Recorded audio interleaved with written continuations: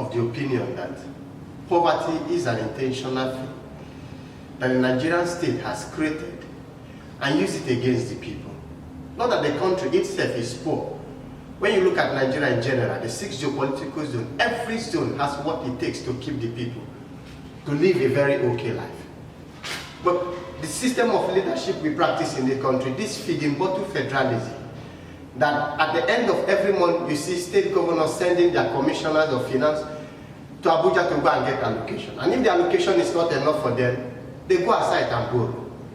Is it not a mess that a sitting governor will borrow money, and when he was interviewed on state TV, without shame, he was saying that part of the money will be used to pay pension? Where is it ever done? In a civilized country, that government will borrow for recurrent expenditure. No government does that. Government mobilize and raise revenue to fund recurrent expenditure. No government borrow for recurrent expenditure. But the Nigerian authority is borrowing for recurrent. How long will the government continue to borrow to pay pension and to pay salary?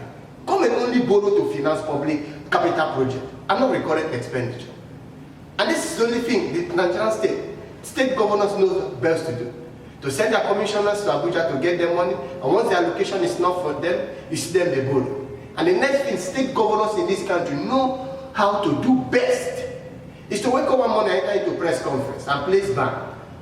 Look at all the bans that state governors have placed, more especially under this administration from 2015 to date. It's targeting the poor people, targeting the market women, targeting the local boys on the street who are doing vulcanizers, who are hawking, targeting the bus driver and the taxi drivers. This is the only thing the state government in Nigeria knows how to do. That is the type of feeding bottle federalism we have created for ourselves. And the only way the state in Nigeria can create job for the team you see them establishing tax force, using hoodlums to harass people on the street of the city. That is the only thing that the state government in Nigeria can do. Was it not in this country that a state governor, former state governor of Delta State, was interviewed and he was asked that he should mention the thing that he achieved after 8 years in government? Proudly he was saying that women can put to bed. Is it that before he came into power, women were not giving birth to children? He said that now that women can give birth to children, that he's proud of that. In a state, in Abia State, it was captured on national TV that what the government is doing as relief fund to women who put to bed in general hospital is 500 naira. They are offering giving out 500 naira. This is the type of state, and this is the type of country we have built for ourselves. Look at all these people who are actually moving around this country. They want to contest for president, for governor, for senator, for which of the political positions. Check their manifesto, check their blueprint. It's not different from exactly what Herbert Macaulay presented to the people of Nigeria in the 1923 general election, over 100 years down the line. Nigerian politicians today in the 21st century are still presenting the same manifesto to us. Go and ask everybody anywhere. In a civilized world, it is not part of a manifesto for government to promise that they will build road, they will build school, they will build, because this is core responsibility of government. Security is core responsibility of every responsive and responsible government. What are they doing in Nigeria? Go and check for even those that have blueprints. It's not different from what Herbert Macaulay presented 100 years ago. They are bringing it back to us. Are we going forward? Are we going back? It's because of the system of federalism we practice. A feeding bottle federalism. That state cannot work for themselves. State cannot think outside the box. State depend on the federal authority for allocation. And like I said, if the allocation is not enough, they borrow. Was it not in the South? Yeah. One of the incumbent governors used 70 million naira to buy a casket to bury his dad. You can imagine such nonsense. It is not done in any civilized world, anywhere in the world. It is not done.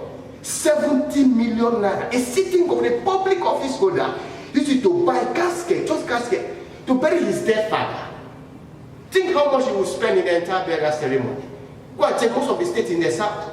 They have signed controversial bill into law that ex-governors will get up to 200 million naira per annum. And every 4 or 3 years, they'll get cars and 550 million naira. While citizens are there, how much are they paying civil servants who have served the state for 35 years? This is the type of political system we create for ourselves. This is the type of society we create for ourselves. Go and check Nigeria. Over 20 million Nigerian children are out of school. 20 million children are out of school. How do you expect those children to grow into adulthood? Without formal education, without skill acquisition, how do you manage them in the society? How do they fit in the society? Why would there be hostility in the Nigerian state? Go and check, it is captured, well clear, that over 300,000 Nigerians are living as refugees in neighboring African countries. It is clear madness that in a country like this, we are going through all this mess. Nigeria is so blessed. I've always said, go and check, Nigeria is ranked as 12th in the world with a country with the highest mineral deposit. And second in Africa, Nigerian soil is the second most fertile soil in the world after Democratic Republic of Congo. But people are going to bed hungry. Go around, even in the heart of the city, go around, go and check. I did teach in practice one of the state government-owned schools, right in the capital of the city. A classroom that's supposed to carry maximum of 20 students. You see 100 students jam packed into such a classroom. Look at the learning environment, the learning condition for the people. This is the type of society we have deliberately built. Let me say this thing here. During this year primaries, one thing was very clear: vote buying. Even in the Western world that they practice liberal democracy, vote buying is a capital offense. For us in African socialism, vote buying is capital. In short, let me put it this way: inducing of the electorate in every civilized society is a capital offense. What are they doing? Openly, they are buying vote. They are not just buying vote. They are buying voters' card. They intentionally create poverty. So at every electionary period, they will come with dirty bags of rice, expired bags of rice, expired bags of rice, and dirty clothes to the market women. That's why you see them coming down, eating corn with the local people on the street. So they intentionally keep the people in poverty. So they will use this as a tool against them. I've always said this. If we really love this country, and if we want Nigeria to compete favorably with other countries of the world, and if we don't want this hostility and all this criminality and insecurity in Nigeria to escalate, then we should draft a new template of governing this country. We must draft a new constitution. And I always say, Nigerian state must carry out referendum across the 6 geopolitical zones. Let the people decide if they want to continue in a failed state like Nigeria, or if they want to create another new state for them.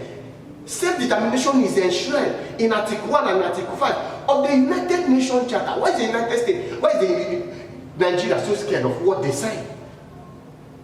Nigeria is a signatory to the United Nations.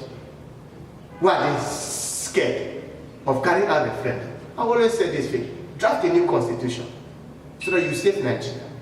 Or carry out referendum, let the people decide. So let me say, whether it is PDP, whether it is APC, whether it is Labour Party, no matter who comes into power, no matter the good intention of that person, with the system of governance, with this feeding bottle federalism, with the structure of governing this country, nothing will come out, because all these people you're seeing, they are capitalist entrepreneurs. That's why they are buying votes. That's why they are buying PVCs. That's why at every electionary period, they'll come to give you bags of rice and 2,000 naira. They are capitalist entrepreneurs. They owe us no good thing. So let us move forward by drafting a new constitution for this country. Thank you.